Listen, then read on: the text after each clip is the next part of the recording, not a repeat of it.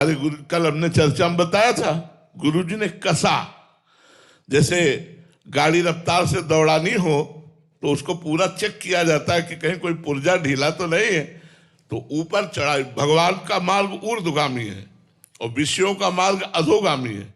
ऊर्ध्वमूल मधा शाखा मस्तम प्राहुरभ्यम, भगवान ने गीता में कहा है। तो ये गाड़ी ऊर्ध्वगामी है, तो उससे गुरुजन उसको कसते हैं।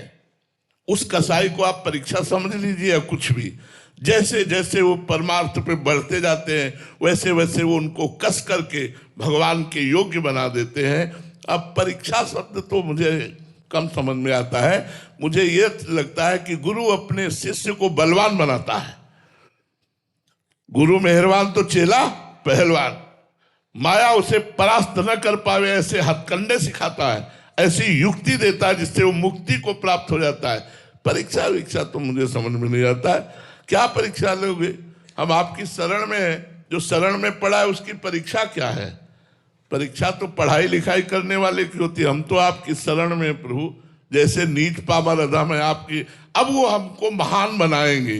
अब महान बनाने के लिए हमें कसेंगे, वो हमें तपाएंगे, वो हमको कष्ट देंगे, कष्ट देकर वो हमको महान बनाएंगे। इसलिए परीक्षा तो नहीं, पर गुरु कृपा करके अपने शिष्य को कष्टप्रद जीवन देकर महान बनाता है।